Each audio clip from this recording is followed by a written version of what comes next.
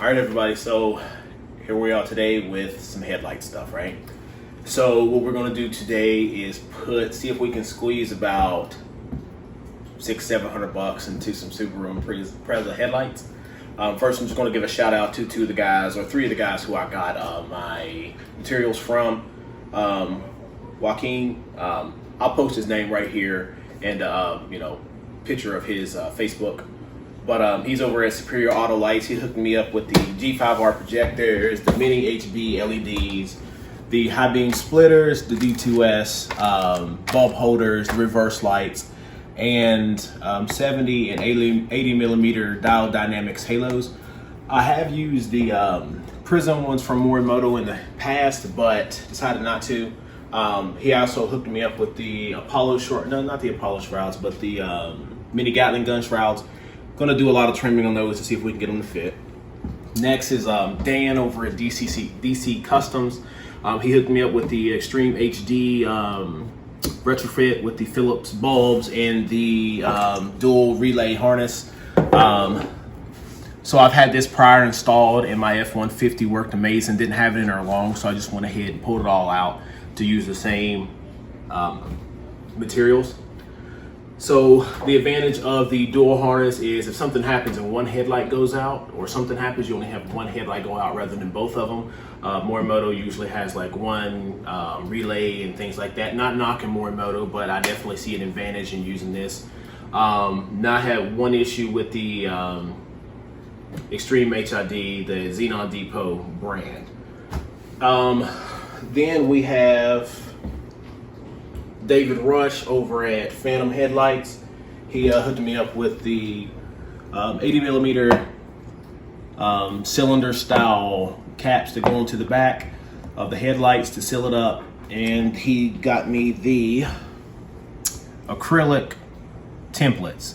These are gonna go real good with putting them into the headlight and marking my holes. So when I put the mini HBs in there, and when I put the G5Rs in, these are gonna help me already get the alignment on better from the initial. Hopefully I think they come from Lightworks, but he's a dealer from there, and this, according to their listing, should take out like 90% of the trying to figure out where the projector's gonna go, and it will give me a nice even look to where they're sitting both in there. Also got about $6 or $7 worth of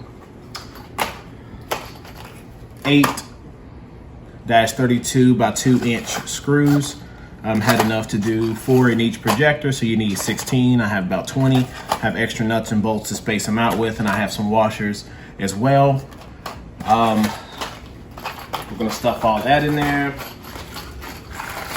I have some Morimoto HD resistors. I think I have about 10 of those, but this is just one I have here from Leftover Project.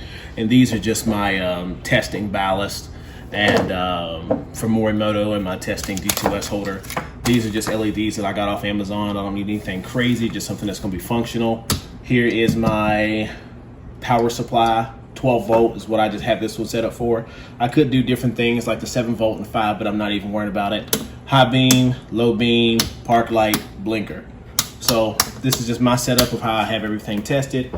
I bought an additional Subaru Impreza front headlight. The one that I have when I bought the car had a little bit of marks that I didn't like. This one was for real cheap, I think maybe under $100. I just basically wanted the lens to come off of it. When I got it, it already had like a breakage here and it had a break there. So basically I bought it just for the lens. And the Imprezas come with a really slimy style blue. I didn't even have to heat it to get the lens off. But the plan is, since this is the passenger side, we're gonna go ahead and see what we're gonna do to get this one retrofitted and opened up. When I take the driver's side out, I'll go more into how to get that glue out and whatnot. But we're already got the hard part done, which is typically opening the headlights. And as you see, there is really nothing on the channel here, and the inner channel was completely cleaned.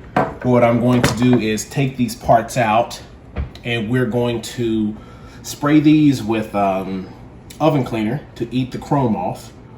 And once the chrome is all off, it doesn't matter if I do this before or after, but I'm going to have all this black, and then I'm going to spray this with a flat black, and I'm going to take this silver strip off here, make it all blacked out headlights.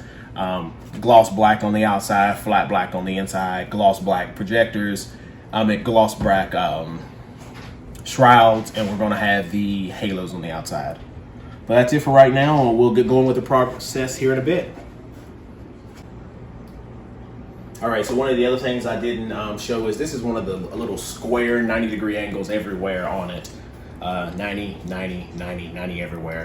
The purpose of this little area here is to get a completely flat 90-degree, completely flat level area. I have my level somewhere here. Give me 1 second. So level-wise, coming across this way, it's pretty level. Let me see, I can do a little adjustment on the corner to see if I can lift the level up a little bit. But I had this completely level, but you know, when you have children, things happen, right? But no big deal. We're gonna get this completely squared, completely level as it sits. When that sits completely level, this is gonna sit on, and I'm going to go to my wall there, which is 25 foot away.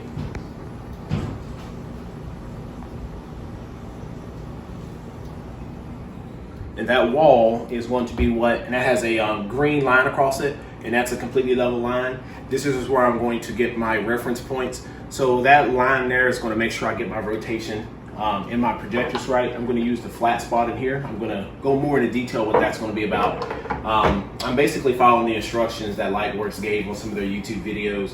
I'm going to use that as my straight reference point, and then when I sit at level, I'm going to mark on the wall my up and down reference point, and I'm going to put a mark there. So once I get all this cut out and I get my projector sitting in, I'm going to use the screws, the nut and bolts, to re-aim that projector so it sits in here as the OEM halogen would have. So let's go here in that in a minute. All right, reflector bowl's out, okay? It wasn't too bad. Wasn't too bad at all. So only thing that held it in, here's the adjustment at the bottom. I just had to unscrew that with the screw on the back. Looks like it's about a 10 millimeter. It fit right into my screwdriver. And then these two areas just popped into the back, as you see. So these two snapped in, and that just unscrewed out the back. We have the low beam and the high beam bulbs both in already. This little tool here, I'll show you in a minute. It's like a little pry tool. It helps to pop these little areas out better. Let me go grab it.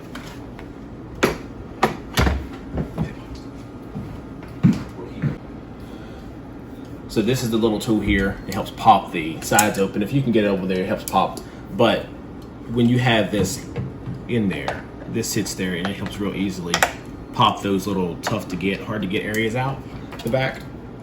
So what we have are the wires for the high beam, hot, and the ground, and the same thing for the low beam. I'm gonna show here, low beam cuts on, high beam cuts on, and what we're gonna do now is go to the wall.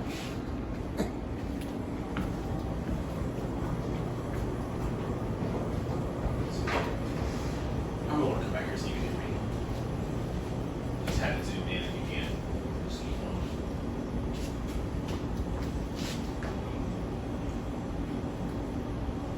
So here we have the low beam on, and what we're going to be doing here is just working on the height. So as you see, with the height here, I'm going to have to go put a mark on the wall about an inch or two below. So that's where the height is. So as you see, I can move the reflector back and forth, but the height in the middle will stay the same. The hot point. And then I'm going to turn my little square, and it's going to give me the rotation. So here's the rotation that I'm going to be looking for. And it gets me straight onto that line. See, now I can move it up and down, but I can't wiggle it left and right really without moving my area. So with the flat spot being completely flat, I should be completely level with that line there, as you see. This is where my projector needs to sit as far as being with the proper rotation.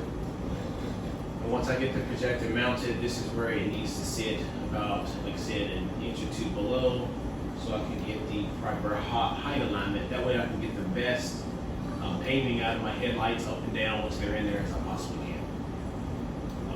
This is where it is in relation to the high beam. So the hot spots are just a little bit off from each other. I'm going to have that whenever I get it all done. So I'm going to get the low beam in there first, or the one projector in there first, and then we'll get the HB high beam in there after. This is the flat spot that I'm going to be using on the bottom. So like I said, since this area now is completely level, the flat spot that I'm going to sit there here, this is what's going to give me the up and down height of where I'm going to mount the projector in here. And then when I turn this sideways, this flat area here is what's going to give me that correct crisp rotation that I'm going to be looking for in reference to it.